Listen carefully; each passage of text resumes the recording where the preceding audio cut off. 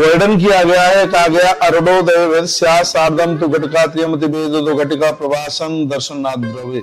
इसमें दशमी को लेकर के बात कही गई है और यह कहा गया है कि दशमी से संयुक्त यदि स्वाद अरुणोदया, यदि अरुणोदय में भी दशमी आ जाती है, आप उदिता को तो छोड़िए आचार्य जी, यदि अरुणोदय में भी ब्रह्म मुहूर्त में भी दशमी कहीं चल के आ जाती है तो उसे एकादशी को त्याजित कर देना चाहिए, ये वर्णन किया गया।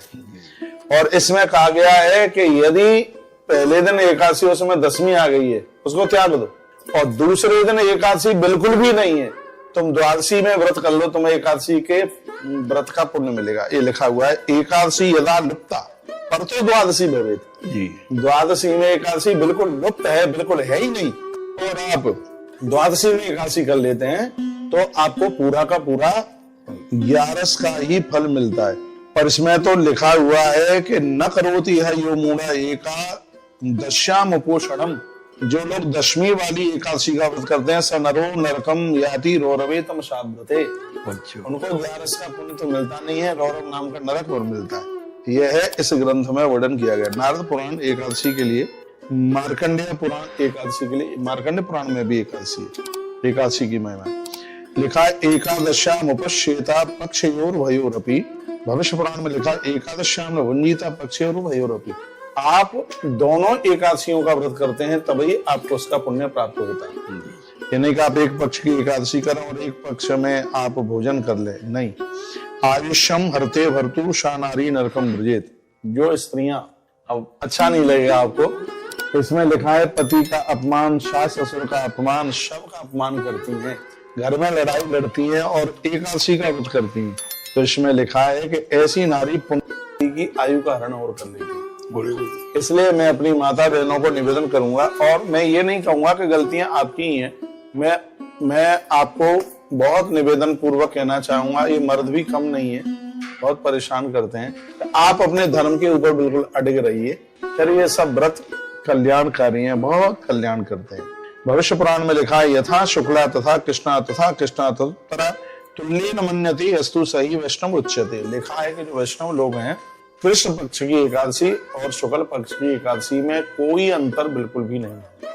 तो इस वीडियो के माध्यम से मैं आपको यह निवेदन करने के लिए जा रहा हूँ, हेमाद्री मते में भी एकादशी की महिमा लिखी गई है। शुद्धाम बुद्धाम देव नंदा त्रिधा न्यूनम समाधिकम षड प्रकारा पुनस्त्रे द्वादश यूनुम समाधिक। आगे आगे 3 दिन में व्रत पूरा होने वाला व्रत, यदि आप द्वादशी में एकादशी करते हैं, ब्रह्म मुहूर्त में अरुणोदय काल में 11 बस चल करके आ जाए तो आपको उसे एकादशी का अनंत गुना फल प्राप्त होगा। तो अब के बार जो एकादशी 21 तारीख को पड़ रही है, ये बिल्कुल भी करने के लायक नहीं है आचार्य जी। इसलिए करने के लायक नहीं है, इसमें लगभग सूर्योदय हो रहा है 5:23 या 24 मिनट पे हो रहा है, 24 पे हो रहा है ना, तो 23 से 24 तक हो रहा है। तो ये 21 तारीख की बात बता रहा हूँ, और इसमें एकादशी आरंभ हो रही है 7 बज के कुछ मिनट पे आरंभ हो रही है, 23 मिनट 7 बज के 7:18 ऐसे कुछ आरंभ हो रही है।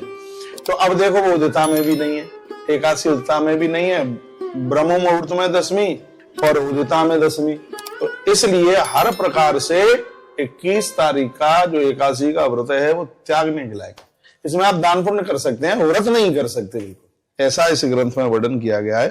तो कल काफी लोगों के मैसेज भी थे और वो ये कह रहे थे कि हमारे गुरुजी ये कह रहे हैं, वो फलाने पंडित जी ये कह रहे हैं, मंदिर के पुजारी जी ये कह रहे हैं, आपके जो गुरुजी कह रहे हैं वो करो, आपके मंदिर के पुजारी कह रहे हैं वो करो। लेकिन हमारा तो ग्रंथ सामने रखा है, वो यही कहता है कि एकादशी का व्रत 22 तारीख को ही है, क्योंकि उसमें दशमी बिल्कुल नहीं आनी चाहिए। और जो 21 को कर रहे हैं उनका पारण 1 बजे के बाद हो रहा है दोपहर में, क्योंकि द्वादशी के पहले पक्ष में पारण होता नहीं है, कभी भी पहले चरण में होता नहीं है पारण।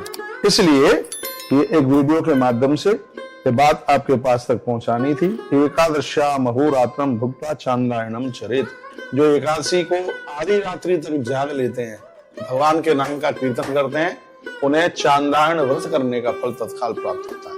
तो भक्तों बहुत बहुत धन्यवाद आप सबके लिए, आपने इस वीडियो को आगे भी लोगों को भेजिए जिससे और भी लोग लाभान्वित हो सकें। और याद रखें एकादशी यदा लुप्ता प्रतो द्वादशी भवेत्, यदि द्वादशी में एकादशी बिल्कुल लुप्त है और एकादशी में दशमी आ गई है, उसको त्याग दीजिए और द्वादशी को ही व्रत कीजिए। अब के बार ऐसा ही 22 तारीख को व्रत है 11 का, योगिनी एकादशी है।